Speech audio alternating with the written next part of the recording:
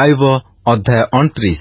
ଅନନ୍ତର ଆୟୁବ ପୁନର୍ବାର ଆପଣା ପ୍ରସଙ୍ଗ ଧରି କହିଲା, ଆହା, ମୁଁ ପୂର୍ବବର୍ତ୍ତୀ ମାସ ସବୁରେ ପରମେଶ୍ୱର ମୋତେ ଜଗିଥିବା ଦିନ ସମୂହରେ ଯେପରି ଥିଲି ସେପରି ଯେବେ ଥାଆନ୍ତି, ସେତେବେଳେ ତାହାଙ୍କ ପ୍ରଦୀପ ମୋ ମସ୍ତକ ଉପରେ ଆଲୁଅ ଦେଲା ଓ ମୁଁ ତାହାଙ୍କ ଦୀପ୍ତିରେ ଅନ୍ଧକାର ଦେଇ ଗମନ କଲି। ମୁଁ ଉତ୍ତମ ଅବସ୍ଥାରେ ଥିଲି, ସେତେବେଳେ ମୋ ତମ୍ବୁ ଉପରେ ପରମେଶ୍ୱରଙ୍କର ଗୁପ୍ତ ବିଷୟ ଥିଲା। ସେତେବେଳେ ସର୍ବଶକ୍ତିମାନ ମୋ ସଙ୍ଗରେ ଥିଲେ ଓ ମୋହର ସନ୍ତାନଗଣ ମୋ ଚତୁଃପାର୍ଶ୍ୱରେ ଥିଲେ। ସେତେବେଳେ ମୋହର ଚରଣ ଦୁଗ୍ଧରେ ଧୌତ ହେଲା ଓ ଶୈଳ ମୋ ପାଇଁ ତୈଳ ନଦୀ ବହାଇଲା। ମୁଁ ନଗର ଦ୍ୱାରକୁ ଯାଇ ଛକ ସ୍ଥାନରେ ଆପଣା ଆସନ ପ୍ରସ୍ତୁତ କଲେ ଯୁବା ଲୋକମାନେ ମୋତେ ଦେଖି ଲୁଚିଲେ ଓ ବୃଦ୍ଧ ଲୋକମାନେ ଉଠି ଠିଆ ହେଲେ। ଅଧିପତିମାନେ କଥାବାର୍ତ୍ତା କରିବାରୁ ନିବୃତ୍ତ ହେଲେ ଓ ଆପଣା ଆପଣା ମୁଖରେ ହାତ ଦେଲେ।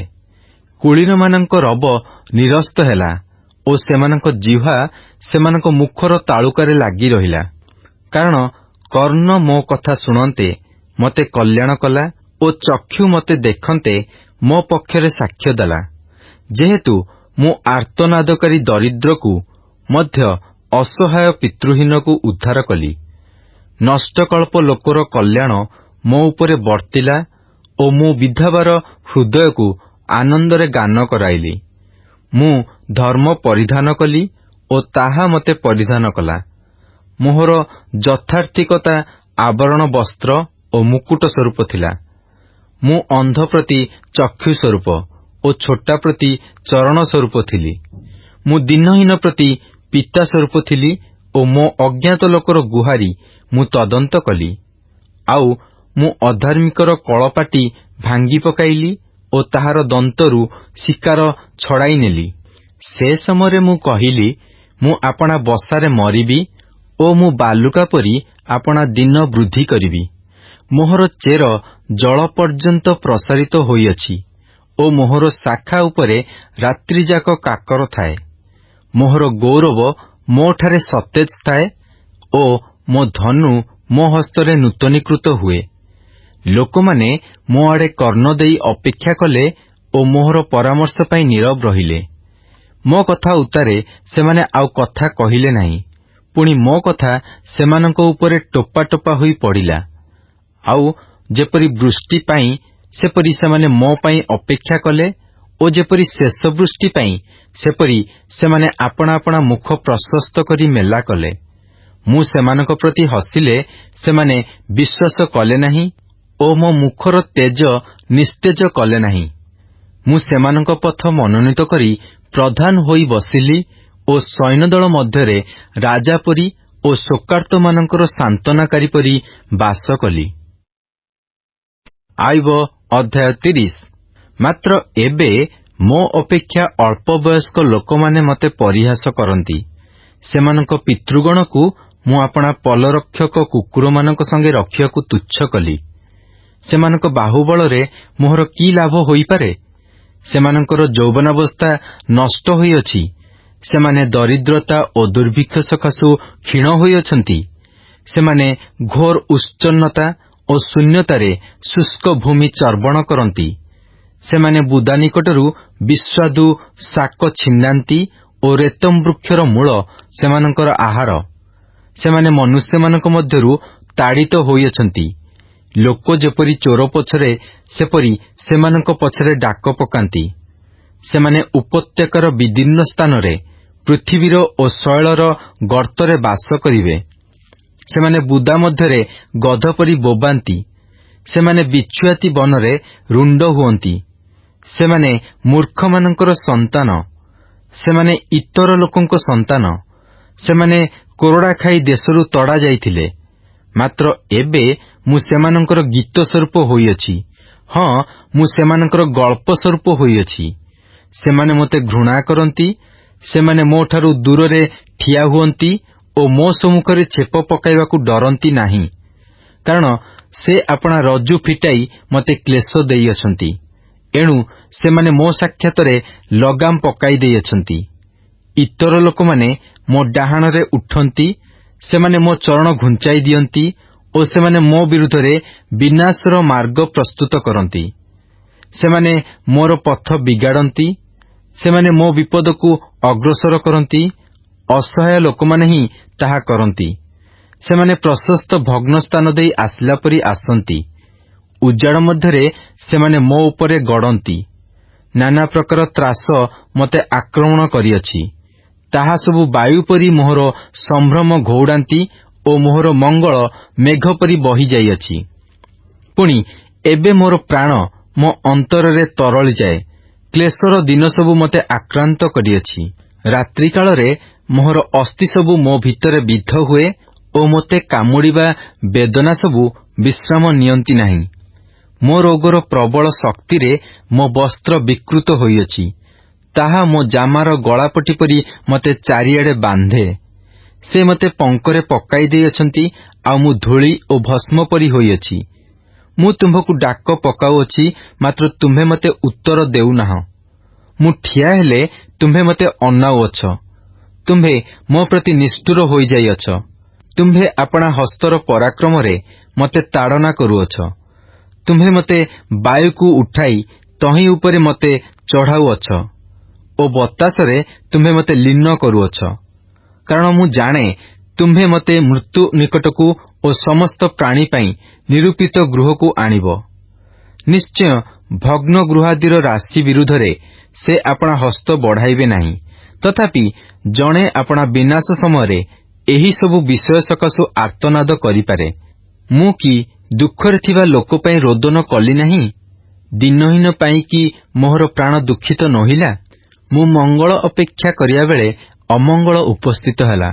ପୁଣି ମୁଁ ଆଲୁଅର ଅପେକ୍ଷା କଲାବେଳେ ଅନ୍ଧକାର ଆସିଲା। ମୋ ଅନ୍ତର ଫୁଟେ, ବିଶ୍ରାମ କରେ ନାହିଁ।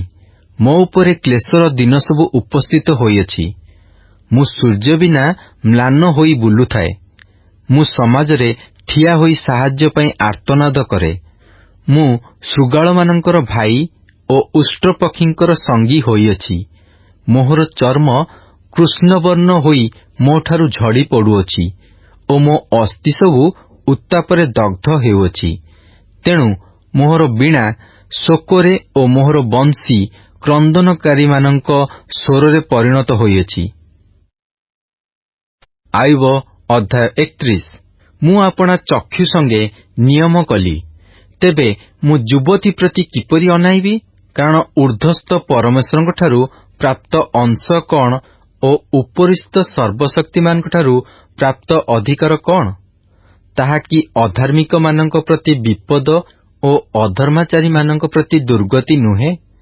ସେ କି ମୋହର ମାର୍ଗ ସବୁ ଦେଖନ୍ତି ନାହିଁ ଓ ମୋହର ପାଦଗତି ଗଣନ୍ତି ନାହିଁ? ଯେବେ ମୁଁ ଅସାରତାରେ ଗତାୟତ କରିଥାଏ ଓ ମୋହର ପାଦ ପ୍ରବଞ୍ଚନା ପଥରେ ବ୍ୟଗ୍ର ହୋଇଥାଏ, ତେବେ ମୁଁ ଧର୍ମନୀତିରେ ତୋଲାଯାଏ, ତହିଁରେ ପରମେଶ୍ୱର ମୋହର ସରଳତା ଜାଣିପାରିବେ। ଯେବେ ମୋହର ପାଦ ବିପଥରେ ଯାଇଥାଏ ଓ ମୋହର ଅନ୍ତଃକରଣ ମୋ ଚକ୍ଷୁ ଅନୁସାରେ ଚାଲିଥାଏ ଓ ଯେବେ ମୋ ହସ୍ତରେ କୌଣସି କଳଙ୍କ ଲାଗିଥାଏ, ତେବେ ମୁଁ ବୁଣେ ଓ ଅନ୍ୟ ଭୋଗ କରୁ। ମୋ କ୍ଷେତ୍ରର ଶସ୍ୟ ମୂଳୋତ୍ପାଟିତ ହେଉ। ଯେବେ ମୋହର ହୃଦୟ କୌଣସି ସ୍ତ୍ରୀ ପ୍ରତି ଲୁବ୍ଧ ହୋଇଥାଏ ଓ ମୁଁ ଆପଣା ପ୍ରତିବାସୀର ଦ୍ୱାର ନିକଟରେ ଲୁଚି ବସିଥାଏ, ତେବେ ମୋ ଭାର୍ଯ୍ୟା ଅନ୍ୟର ଚକି ପେଶୁ ଓ ଅନ୍ୟମାନେ ତାହାକୁ ଭୋଗ କରନ୍ତୁ। କାରଣ ତାହା ଗୁରୁତର ଦୋଷ, ଆଉ ତାହା ବିଚାରକର୍ତ୍ତୃଗଣ ଦ୍ୱାରା ଦଣ୍ଡନୀୟ ଅପରାଧ।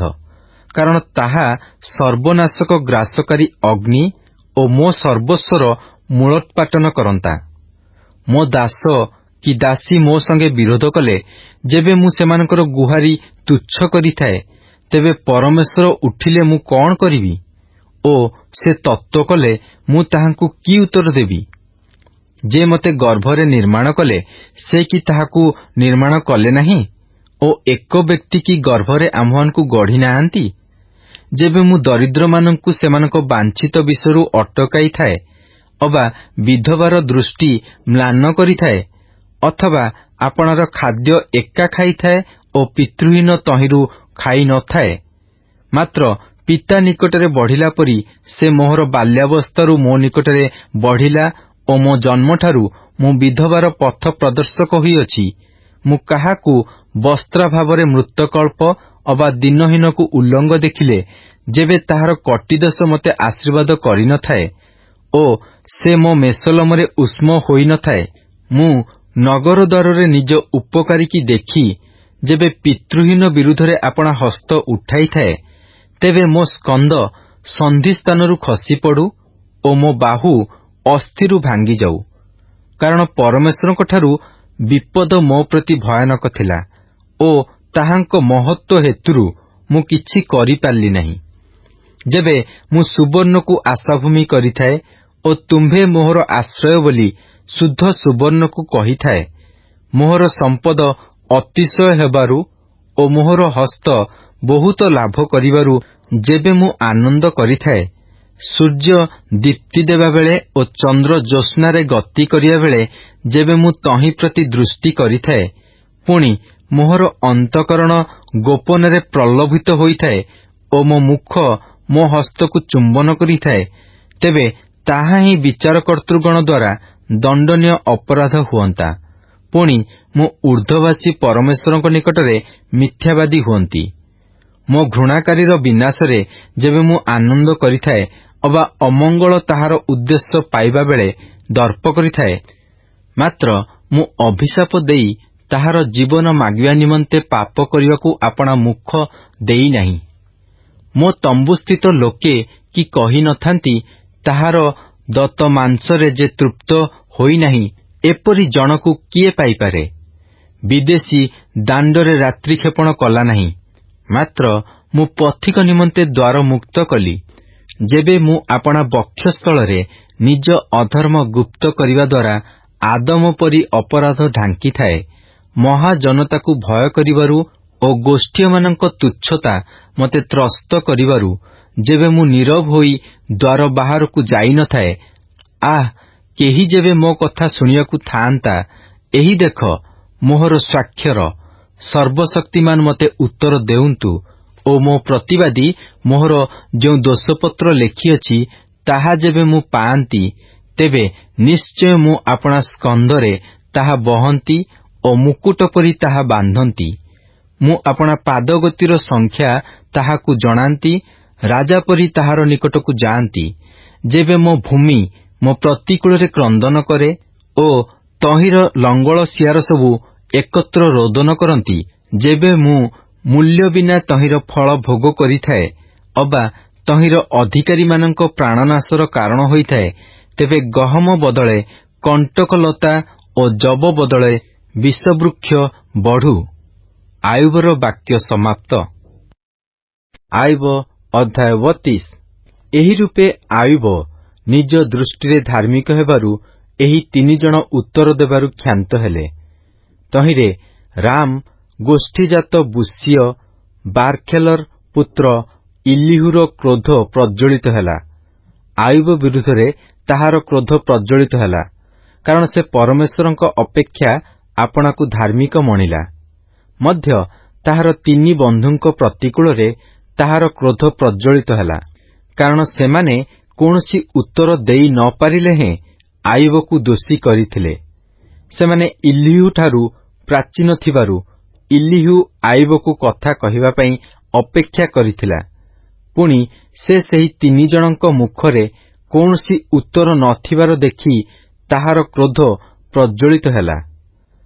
ଅନନ୍ତର ବୁସିୟ ବାର୍ଖେଲର ପୁତ୍ର ଇଲିହୁ ଉତ୍ତର କରି କହିଲା, ମୁଁ ଯୁବାଲୋକ ଆଉ ତୁମେମାନେ ଅତି ବୃଦ୍ଧ, ଏଣୁ ମୁଁ କ୍ଷାନ୍ତ ହେଲି ଓ ତୁମ୍ଭମାନଙ୍କ ନିକଟରେ ଆପଣା ମତ ପ୍ରକାଶ କରିବାକୁ ସାହସ କଲି ନାହିଁ। ମୁଁ କହିଲି, ଦିନସମୂହ କଥା କହିବେ ଓ ବର୍ଷର ବାହୁଲ୍ୟ ଜ୍ଞାନ ଶିଖାଇବେ। ମାତ୍ର ମନୁଷ୍ୟ ମଧ୍ୟରେ ଗୋଟିଏ ଆତ୍ମା ଅଛି ଓ ସର୍ବଶକ୍ତିମାନଙ୍କ ନିଶ୍ୱାସ ସେମାନଙ୍କୁ ବୁଦ୍ଧି ଦିଏ। ବଡ଼ ଲୋକେ ଯେ ଜ୍ଞାନବାନ ତାହା ନୁହେଁ, ଅବା ପ୍ରାଚୀନମାନେ ଯେ ବିଚାର ବୁଝନ୍ତି ତାହା ନୁହେଁ। ଏଥିପାଇଁ ମୁଁ କହିଲି, ମୋ କଥା ଶୁଣ, ମୁଁ ମଧ୍ୟ ଆପଣା ମତ ପ୍ରକାଶ କରିବି। ଦେଖ, ମୁଁ ତୁମ୍ଭମାନଙ୍କ କଥା ପାଇଁ ଅପେକ୍ଷା କଲି। କଣ କରିବାକୁ ହେବ ଏହା ତୁମ୍ଭେମାନେ ଅନୁସନ୍ଧାନ କରିବା ଯାଏ ତୁମ୍ଭମାନଙ୍କ ଯୁକ୍ତି ପାଇଁ ମନୋଯୋଗ କଲି। ଆହୁରି ମୁଁ ତୁମ୍ଭମାନଙ୍କ କଥାରେ ମନ ଦେଲି। ପୁଣି ଦେଖ, ଆୟୁବକୁ ବୋଧ ଦେବାକୁ ଅବା ତାହାର କଥାର ଉତ୍ତର ଦେବାକୁ ତୁମ୍ଭମାନଙ୍କ ମଧ୍ୟରେ କେହି ନଥିଲା। ସାବଧାନ, କେଜାଣି ତୁମେମାନେ କହିବ, ଆମ୍ଭେମାନେ ଜ୍ଞାନ ପାଇଅଛୁ। ପରମେଶ୍ୱର ତାହାକୁ ପରାସ୍ତ କରିପାରିବେ, ମନୁଷ୍ୟ ନୁହେଁ। କାରଣ ସେ ମୋ ବିରୁଦ୍ଧରେ କଥା କହିନାହିଁ, କିମ୍ବା ମୁଁ ତୁମମାନଙ୍କ କଥାରେ ତାହାକୁ ଉତ୍ତର ଦେବି ନାହିଁ। ସେମାନେ ବିସ୍ମିତ ଅଛନ୍ତି, ସେମାନେ ଆଉ ଉତ୍ତର ଦିଅନ୍ତି ନାହିଁ। ସେମାନଙ୍କର କୌଣସି କଥା କହିବାକୁ ନାହିଁ, ସେମାନେ କଥା କହନ୍ତି ନାହିଁ।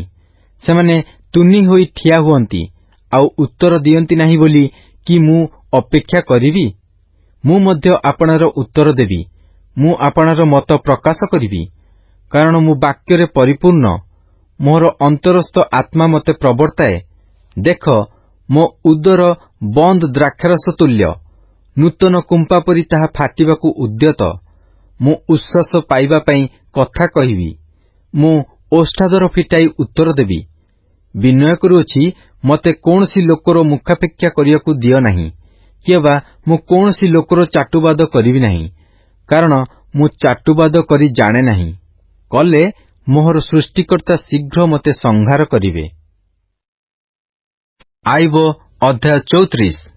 ଆହୁରି ଇଲିହୁ ଉତ୍ତର କରି କହିଲା, ହେ ଜ୍ଞାନୀମାନେ, ମୋ କଥା ଶୁଣ, ହେ ବିଜ୍ଞମାନେ, ମୋ କଥାରେ କର୍ଣ୍ଣ ଦିଅ। କାରଣ ରସନା ଯେପରି ଭକ୍ଷ୍ୟର ସ୍ୱାଦୁ ବୁଝେ, କର୍ଣ୍ଣ ସେପରି ବାକ୍ୟର ପରୀକ୍ଷା କରେ। ଯାହା ଯଥାର୍ଥ ତାହା ଆମ୍ଭେମାନେ ଆପଣାମାନଙ୍କ ପାଇଁ ମନୋନୀତ କରୁ, ଯାହା ଭଲ ତାହା ଆମ୍ଭେମାନେ ଆପଣାମାନଙ୍କ ମଧ୍ୟରେ ନିଶ୍ଚୟ କରୁ। କାରଣ ଆୟୁବ କହିଅଛି, ମୁଁ ଧାର୍ମିକ, ପୁଣି ପରମେଶ୍ୱର ମୋହର ନ୍ୟାୟ ହରଣ କରିଅଛନ୍ତି। ମୁଁ ନ୍ୟାୟବାନ ହେଲେ ହେଁ ମିଥ୍ୟାବାଦୀ ଗଣିତ ହୋଇଅଛି, ମୁଁ ଅପରାଧ ରହିତ ହେଲେ ହେଁ ମୋହର କ୍ଷତି ପ୍ରତିକାରହୀନ। ଆୟୁବ ପରି କେଉଁ ଲୋକ ଅଛି? ସେ ଜଳ ପରି ନିନ୍ଦା ପାନ କରେ, ସେ ଅଧର୍ମାଚାରୀମାନଙ୍କ ସଙ୍ଗେ ଯାଏ ଓ ଦୁଷ୍ଟ ଲୋକମାନଙ୍କ ସଙ୍ଗେ ଗମନାଗମନ କରେ।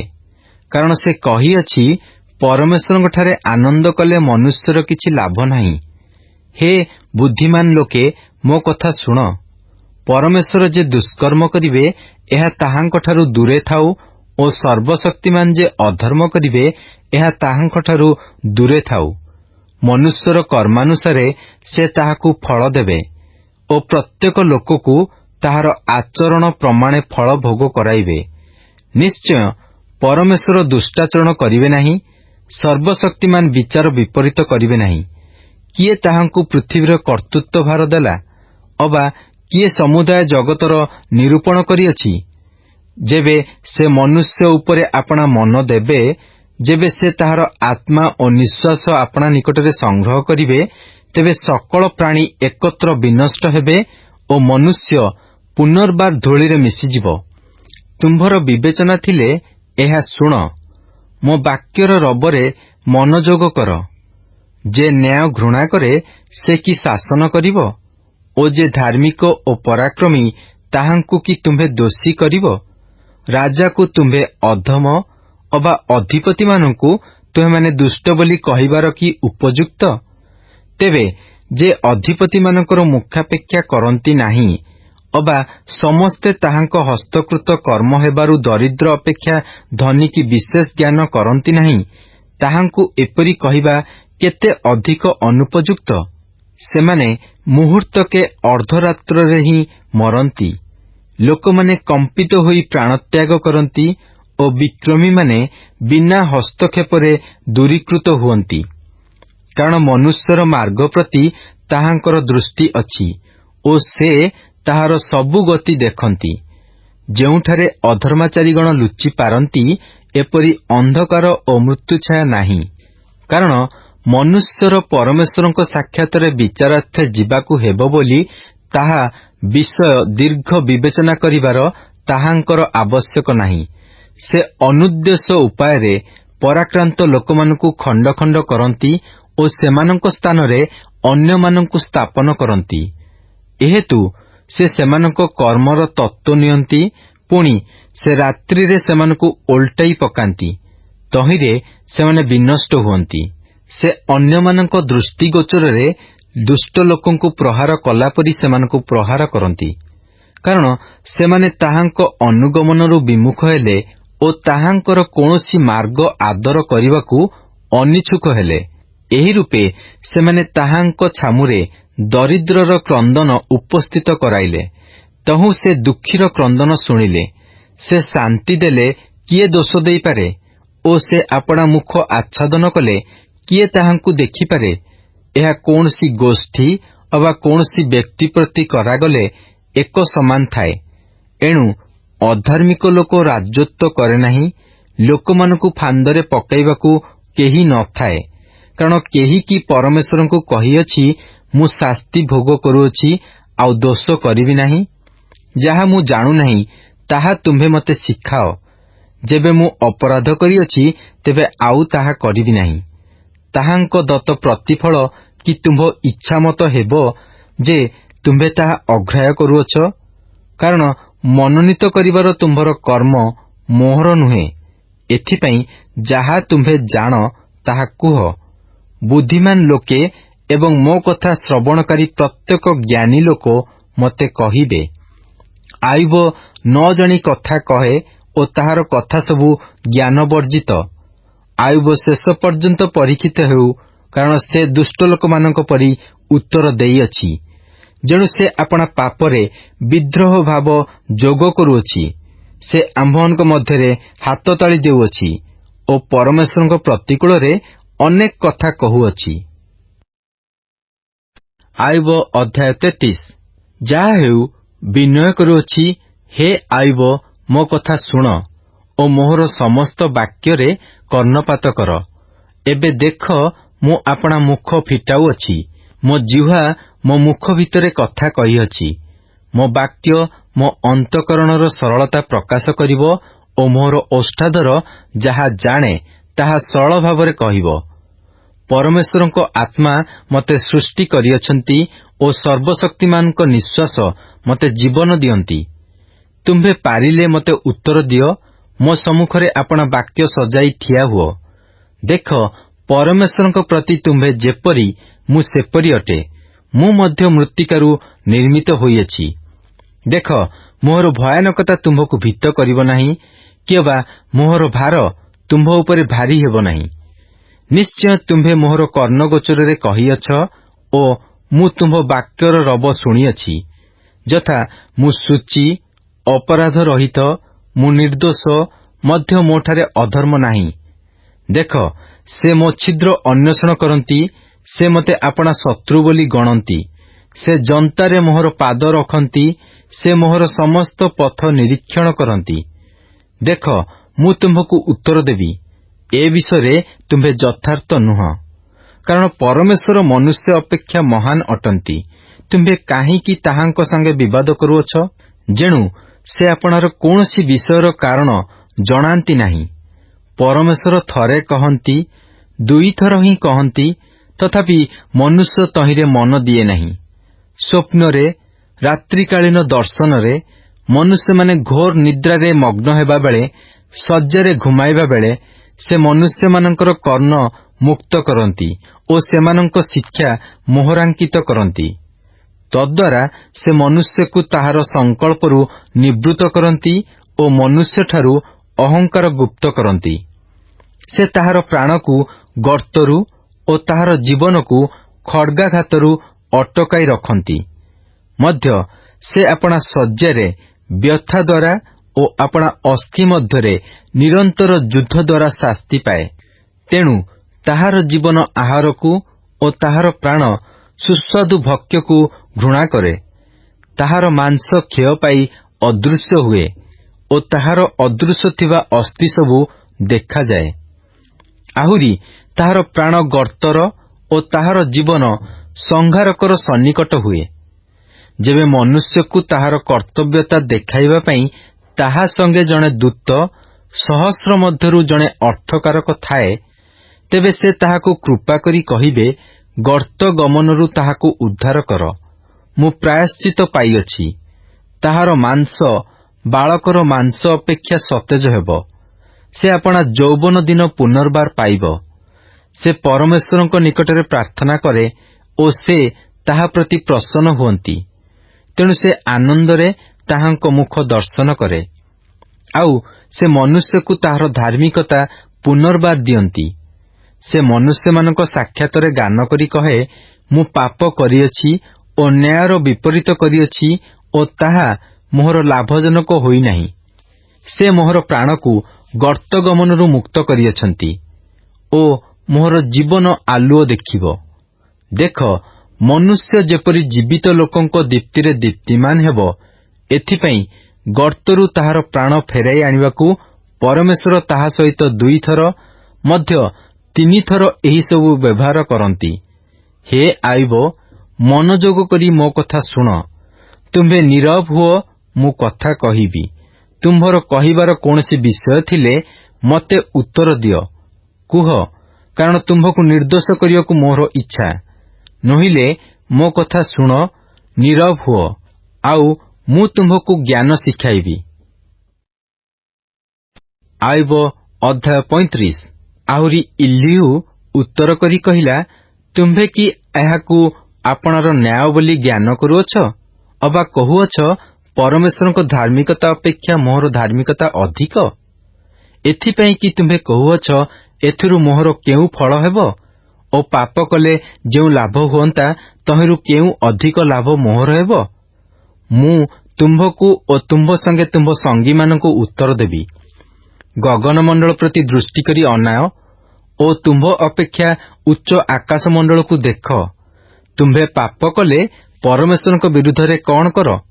ଓ ତୁମ୍ଭର ଅପରାଧ ବୃଦ୍ଧି ପାଇଲେ ତାହାଙ୍କ ପ୍ରତି ତୁମ୍ଭେ କ'ଣ କର? ତୁମ୍ଭେ ଧାର୍ମିକ ହେଲେ ତାହାଙ୍କୁ କ'ଣ ଦିଅ?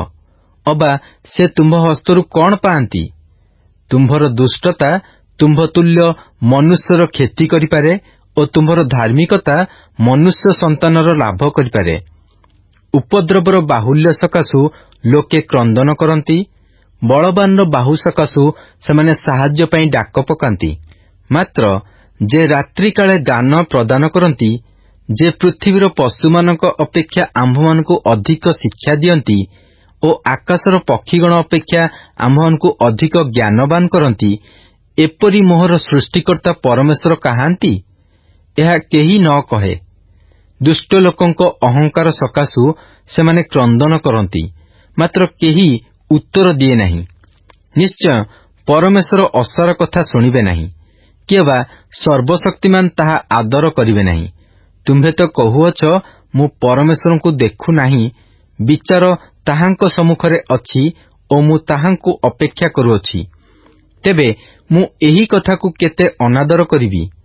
ମାତ୍ର ଏବେ ସେ ନିଜ କ୍ରୋଧରେ ଶାସ୍ତି ଦେଇନାହାନ୍ତି, କିଏ ବା ଅହଙ୍କାର ପ୍ରତି ବଡ଼ ମନୋଯୋଗ କରନ୍ତି ନାହିଁ। ଏଥିପାଇଁ ଆଇବ ଅସାର କଥାରେ ଆପଣା ମୁଖ ଫିଟାଏ, ସେ ଅନେକ ଜ୍ଞାନବର୍ଜିତ କଥା କହେ। ଆଇବ ଅଧ୍ୟାୟ 36। ଇଲିହୁ ଆହୁରି କହିଲା, ଟିକିଏ ସମ୍ଭାଳ, ମୁଁ ତୁମ୍ଭକୁ ଜଣାଇବି, କାରଣ ପରମେଶ୍ୱରଙ୍କ ପକ୍ଷରେ ମୋହର ଆହୁରି କିଛି କହିବାର ଅଛି। ମୁଁ ଦୂରରୁ ଆପଣା ଜ୍ଞାନ ଆଣିବି ଓ ଆପଣା ସୃଷ୍ଟିକର୍ତ୍ତାଙ୍କର ଧାର୍ମିକତା ପ୍ରତିପନ୍ନ କରିବି। କାରଣ ପ୍ରକୃତରେ ମୋହର କଥା ମିଥ୍ୟା ନୁହେଁ। ଜ୍ଞାନରେ ସିଦ୍ଧ ଜଣେ ତୁମ୍ଭ ସଙ୍ଗେ ଅଛି। ଦେଖ, ପରମେଶ୍ୱର ପରାକ୍ରମୀ ଓ କାହାକୁ ତୁଚ୍ଛ କରନ୍ତି ନାହିଁ। ସେ ବୁଦ୍ଧି ବଳରେ ପରାକ୍ରମୀ ଅଟନ୍ତି। ସେ ଦୁଷ୍ଟର ପ୍ରାଣ ରକ୍ଷା କରନ୍ତି ନାହିଁ, ମାତ୍ର ଦୁଃଖଗ୍ରସ୍ତମାନଙ୍କୁ ନ୍ୟାୟ ପ୍ରଦାନ କରନ୍ତି। ସେ ଧାର୍ମିକମାନଙ୍କଠାରୁ ଆପଣା ଦୃଷ୍ଟି ଫେରାନ୍ତି ନାହିଁ, ମାତ୍ର ସେ ସିଂହାସନୋପବିଷ୍ଟ ରାଜଗଣ ସଙ୍ଗରେ ସଦାକାଳ ସେମାନଙ୍କୁ ସ୍ଥାପନ କରନ୍ତି ଓ ସେମାନେ ଉନ୍ନତ ହୁଅନ୍ତି। ପୁଣି ଯେବେ ସେମାନେ ଜଞ୍ଜିରରେ ବନ୍ଧାଯାଆନ୍ତି ଓ ଦୁଃଖରୂପ ରଜୁରେ ଧରାଯାଆନ୍ତି, ତେବେ ସେ ସେମାନଙ୍କର କ୍ରିୟା, ସେମାନଙ୍କର ଅପରାଧ ଓ ସେମାନଙ୍କର ଗର୍ବାଚରଣ ସେମାନଙ୍କୁ ଦେଖାନ୍ତି। ମଧ୍ୟ ଶିକ୍ଷା ପ୍ରତି ସେ ସେମାନଙ୍କ କର୍ଣ୍ଣ ମୁକ୍ତ କରନ୍ତି। ସେ ଅଧର୍ମରୁ ଫେରିବା ପାଇଁ ସେମାନଙ୍କୁ ଆଜ୍ଞା ଦିଅନ୍ତି। ଯେବେ ସେମାନେ ଶୁଣି ତାହାଙ୍କର ସେବା କରିବେ, ତେବେ ସେମାନେ ସୌଭାଗ୍ୟରେ ଆପଣା ଆପଣା ଦିନ ଓ ସୁଖରେ ଆପଣା ଆପଣା ବର୍ଷ କ୍ଷେପଣ କରିବେ। ମାତ୍ର ସେମାନେ ନ ଶୁଣିଲେ ଖଡ୍ଗରେ ବିନଷ୍ଟ ହେବେ ଓ ଜ୍ଞାନ ବର୍ଜିତ ହୋଇ ମରିବେ। ମାତ୍ର ଅନ୍ତଃକରଣରେ ଅଧାର୍ମିକ ଲୋକମାନେ କ୍ରୋଧ ସଞ୍ଚୟ କରନ୍ତି, ସେ ସେମାନଙ୍କୁ ବାନ୍ଧିଲେ ସେମାନେ ସାହାଯ୍ୟ ପାଇଁ ଡାକ ପକାନ୍ତି ନାହିଁ। ସେମାନେ ଯୌବନ କାଳରେ ମରନ୍ତି ଓ ଅଶୁଚି ଲୋକମାନଙ୍କ ମଧ୍ୟରେ ସେମାନଙ୍କ ଜୀବନ ବିନଷ୍ଟ ହୁଏ। ସେ ଦୁଃଖୀ ଲୋକକୁ ତାହାର ଦୁଃଖ ଦ୍ୱାରା ଉଦ୍ଧାର କରନ୍ତି ଓ ଉପଦ୍ରବ ଦ୍ୱାରା ସେମାନଙ୍କର କର୍ଣ୍ଣ ମୁକ୍ତ କରନ୍ତି। ସେ ତୁମ୍ଭକୁ ହିଁ ଦୁଃଖରୁ ବାହାର କରି ସଂକୀର୍ଣ୍ଣତା ରହିତ ପ୍ରଶସ୍ତ ସ୍ଥାନକୁ ନେଇଯାଆନ୍ତେ ଓ ତୁମ୍ଭ ମେଜ ଉପରେ ସଜ୍ଜିତ ଦ୍ରବ୍ୟ ମେଦପୂର୍ଣ୍ଣ ହୁଅନ୍ତା। ମାତ୍ର ତୁମ୍ଭେ ଦୁଷ୍ଟର ବିଚାରରେ ପୂର୍ଣ୍ଣ ଅଛ। ବିଚାର ଓ ଶାସ୍ତି ତୁମ୍ଭକୁ ଧରିଅଛି। କୋପ ଅଛି, ଯେପରି ତୁମ୍ଭେ ଆପଣା ପ୍ରଚୁରତା ଦ୍ୱାରା ଭ୍ରାନ୍ତ ନ ହୁଅ, କିଅବା ପ୍ରାୟଶ୍ଚିତ୍ତର ମହତ୍ତ୍ୱ ତୁମ୍ଭକୁ ନ ଭୁଲାଏ, ଏଥିପାଇଁ ସାବଧାନ। ତୁମ୍ଭେ ଯେପରି ଦୁଃଖଗ୍ରସ୍ତ ନୋହିବ, ଏଥିପାଇଁ ତୁମ୍ଭର ଧନ ଓ ବଳର ସମସ୍ତ ପ୍ରତାପ କି ପ୍ରଚୁର ହେବ। ଯେଉଁ ରାତ୍ରିରେ ଗୋଷ୍ଠୀୟମାନେ ସ୍ୱ ସ୍ଥାନରେ ଉଚ୍ଛିନ୍ନ ହୁଅନ୍ତି, ସେହି ରାତ୍ରି ବାଞ୍ଛା କର ନାହିଁ। ସାବଧାନ, ଅଧର୍ମକୁ ଆଦର କର ନାହିଁ, କାରଣ ତୁମ୍ଭେ ଦୁଃଖ ଭୋଗ ଅପେକ୍ଷା ଏହା ହିଁ ମନୋନୀତ କରିଅଛ। ଦେଖ, ପରମେଶ୍ୱର ଆପଣା ପରାକ୍ରମରେ ଉଚ୍ଚ ଭାବରେ କାର୍ଯ୍ୟ କରନ୍ତି। ତାହାଙ୍କ ପରି ଶିକ୍ଷକ କିଏ ଅଛି? କିଏ ତାହାଙ୍କର ଗନ୍ତବ୍ୟ ପଥ ନିରୂପଣ କରିଅଛି? ଅବା କିଏ କହିପାରେ ତୁମ୍ଭେ ଅଧର୍ମ କରିଅଛ? ତାହାଙ୍କ କାର୍ଯ୍ୟର ମାହାତ୍ମ୍ୟ ପ୍ରକାଶ କରିବାକୁ ସ୍ମରଣ କର।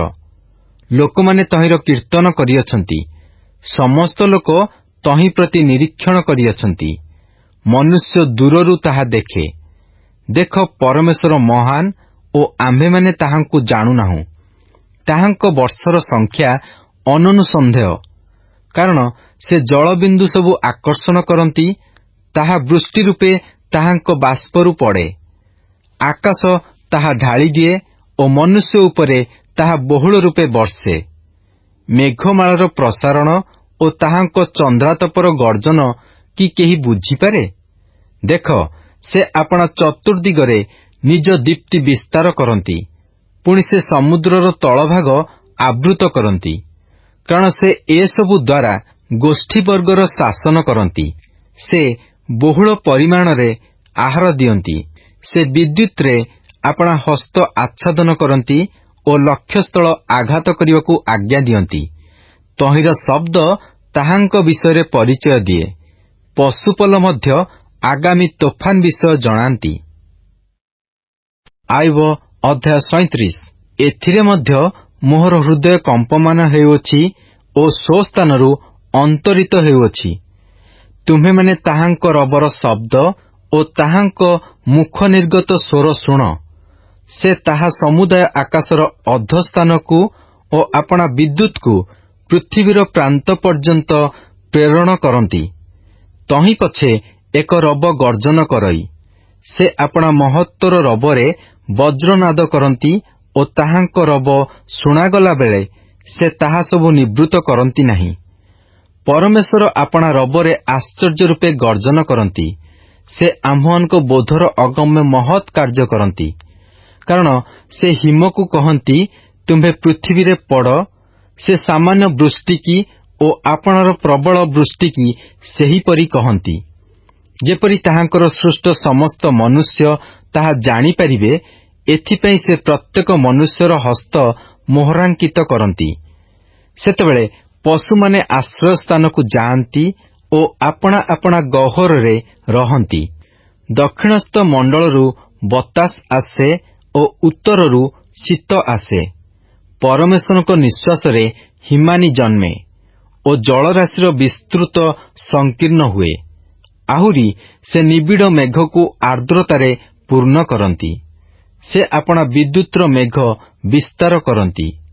ଆଉ ସେ ଯାହା କିଛି ଆଜ୍ଞା କରନ୍ତି, ତାହା ବାସଯୋଗ୍ୟ ଭୂମଣ୍ଡଳରେ ସାଧନ କରିବା ପାଇଁ ତାହାଙ୍କ ଚାଳନା ଦ୍ୱାରା ତାହା ଘୂରେ। ଦଣ୍ଡ ନିମନ୍ତେ ବା ଆପଣା ଦେଶ ନିମନ୍ତେ ଅଥବା ଦୟା ନିମନ୍ତେ ହେଉ, ସେ ତାହା ଘଟାନ୍ତି। ହେ ଆୟୋବ, ଏଥିରେ କର୍ଣ୍ଣପାତ କର, ସ୍ଥିର ହୋଇ ଠିଆ ହୁଅ ଓ ପରମେଶ୍ୱରଙ୍କ ଆଶ୍ଚର୍ଯ୍ୟ କ୍ରିୟା ସବୁ ବିବେଚନା କର। ପରମେଶ୍ୱର କି ରୂପେ ସେମାନଙ୍କ ଉପରେ ଆପଣା ଆଜ୍ଞାଭାର ଥୁଅନ୍ତି ଓ ଆପଣା ମେଘର ବିଦ୍ୟୁତ୍କୁ ଦୀପ୍ତିମାନ କରନ୍ତି, ଏହା କି ତୁମ୍ଭେ ଜାଣ? ତୁମ୍ଭେ କି ମେଘମାଳର ସମତୌଲ ପରମ ଜ୍ଞାନୀଙ୍କର ଆଶ୍ଚର୍ଯ୍ୟ କ୍ରିୟା ସବୁ ଜାଣ? ଦକ୍ଷିଣ ବାୟୁ ସକାଶୁ ପୃଥିବୀ ସ୍ତବ୍ଧ ଥିବାବେଳେ ତୁମ୍ଭର ବସ୍ତ୍ର କିପରି ଉଷ୍ମ ହୁଏ? ତୁମ୍ଭେ କି ଛାଞ୍ଚରେ ଝଳା ଦର୍ପଣ ପରି ଦୃଢ଼ ଆକାଶମଣ୍ଡଳକୁ ତାହାଙ୍କ ସଙ୍ଗେ ବିସ୍ତାର କରିପାର? ତାହାଙ୍କୁ କଣ କହିବା, ତାହା ଆମ୍ଭମାନଙ୍କୁ ଶିଖାଅ। କାରଣ ଅନ୍ଧକାର ସକାଶୁ ଆମ୍ଭେମାନେ ଆପଣା କଥା ସଜାଇ ପାରୁନାହୁଁ। ମୁଁ କଥା କହିବାକୁ ଇଚ୍ଛା କରେ ବୋଲି କି ତାହାଙ୍କୁ କୁହାଯିବ? ଅବା କୌଣସି ମନୁଷ୍ୟ କି ଗ୍ରାସୀ ହୋଇଯିବାକୁ ଇଚ୍ଛା କରିବ? ପୁଣି ଏତେବେଳେ ଲୋକମାନେ ଆକାଶସ୍ଥ ତେଜସ୍ୱର ଦୀପ୍ତି ଦେଖନ୍ତି ନାହିଁ, ମାତ୍ର ବାୟୁ ବହି ତାହା ପରିଷ୍କାର କରେ। ଉତ୍ତର ଦିଗରୁ ସୁବର୍ଣ୍ଣମୟ ଆଭା ଆସେ। ପରମେଶ୍ୱରଙ୍କଠାରେ ଭୟାନକ ମହତ୍ତ୍ୱ ଥାଏ। ସର୍ବଶକ୍ତିମାନ, ଆମ୍ଭେମାନେ ତାହାଙ୍କର ଉଦ୍ଦେଶ୍ୟ ପାଇ ନ ପାରୁ। ସେ ପରାକ୍ରମରେ ଶ୍ରେଷ୍ଠ। ପୁଣି ସେ ବିଚାର ଓ ପ୍ରଚୁର ନ୍ୟାୟଗୁଣ ହେତୁ କ୍ଲେଶ ଦେବେ ନାହିଁ। ଏଣୁ ନରଗଣ ତାହାଙ୍କୁ ଭୟ କରନ୍ତି। ଯେଉଁମାନେ ଅନ୍ତଃକରଣରେ ଜ୍ଞାନୀ, ସେ ସେମାନଙ୍କର ମୁଖାପେକ୍ଷା କରନ୍ତି ନାହିଁ। ଗୁଡ୍ ମର୍ଣ୍ଣିଂ ଆଣ୍ଡ ପ୍ରେଜ୍ ଦ ଲର୍ଡ। ଆଜି ବାଇବଲ ପଠନ ଦିନ ସଂଖ୍ୟା 182, ମଙ୍ଗଳବାର। ଆଜି ଆମ୍ଭେମାନେ ଆୟୁବ 29 ପର୍ବ ଠାରୁ 37 ପର୍ବ ପର୍ଯ୍ୟନ୍ତ ପାଠ କରିଅଛୁ। ଆଜିର ମୁଖ୍ୟ ବିନ୍ଦୁ ହେଉଛି ଆୟୁବଙ୍କ 3 ବନ୍ଧୁଙ୍କ ସହିତ ତାଙ୍କର ତୃତୀୟ ପର୍ଯ୍ୟାୟ ବା ରାଉଣ୍ଡ ତର୍କ ତଥା ଆଲୋଚନା। ଆୟୁବ 22 ପର୍ବ ଠାରୁ 31 ପର୍ବ ଜାରି ରହିଛି। ଆସନ୍ତୁ ଆମ୍ଭେମାନେ ସବିଶେଷରେ ତାହାକୁ ଆଲୋଚନା କରିବା।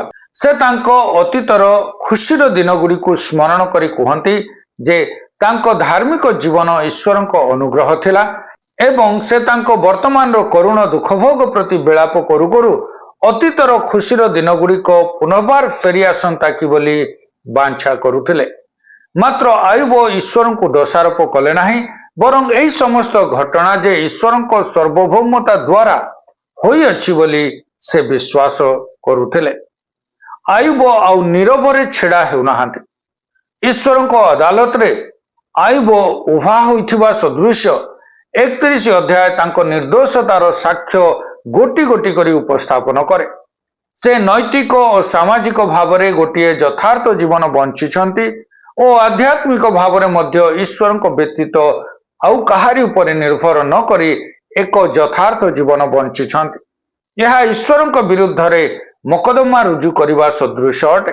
ଅଧ୍ୟାୟ 32ରୁ 37 ହେଉଛି ସମସ୍ତଙ୍କ ଠାରୁ ସାନ ଇଲିହୁଙ୍କର ବକ୍ତୃତା, ଯିଏ ଆୟୁବ ତାଙ୍କ 3 ବନ୍ଧୁଙ୍କୁ ଅନୁଯୋଗ କରିବା ନିମନ୍ତେ ଓ ଏକ ଭିନ୍ନ ମତ ରଖିବା ପାଇଁ ମୁଖ ଖୋଲିଲେ।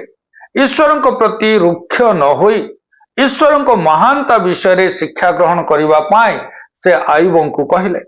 ପୁଣି ଈଶ୍ୱରଙ୍କ ଜ୍ଞାନ ଓ ନ୍ୟାୟକୁ ସ୍ମରଣ କରିବା ପାଇଁ ଆୟୁବଙ୍କ 3 ବନ୍ଧୁଙ୍କୁ ଅନୁଯୋଗ କଲେ ଓ ତାଙ୍କ ବିଶ୍ୱାସ କେତେ ଭଲ ଥିଲା ତାହା ସାବଧାନତାର ସହିତ ଯୁକ୍ତି କଲେ। କିନ୍ତୁ ସେ ତାଙ୍କ ବାକ୍ୟର କୌଣସି ଉତ୍ତର ଦେଲା ନାହିଁ। ତୁମ୍ଭେ କି ଏହାକୁ ଆପଣାର ନ୍ୟାୟ ବୋଲି ଜ୍ଞାନ କରୁଅଛ? ଅବା କହୁଅଛ ପରମେଶ୍ୱରଙ୍କ ଧାର୍ମିକତା ଅପେକ୍ଷା ମୋହର ଧାର୍ମିକତା ଅଧିକ? ଈଶ୍ୱରଙ୍କ ପ୍ରତି ଆୟୁବଙ୍କ ଅଧାର୍ମିକ ମନୋଭାବକୁ ଇଲିହୁ ଅନୁଯୋଗ କଲେ ଓ ଆୟୁବଙ୍କ ବାକ୍ୟକୁ ଉଦ୍ଧୃତ କରିବା ଦ୍ୱାରା ତାଙ୍କ ଅଜ୍ଞତାକୁ ପ୍ରକାଶ କଲେ।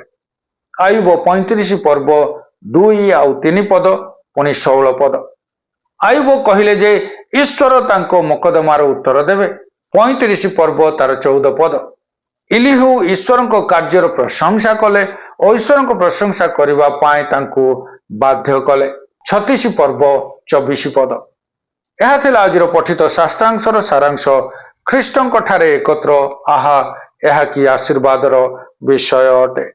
ଆଜିର ପଠନରେ ପ୍ରଭୁ ଆମ ସମସ୍ତଙ୍କୁ ଆଶୀର୍ବାଦ କରନ୍ତୁ।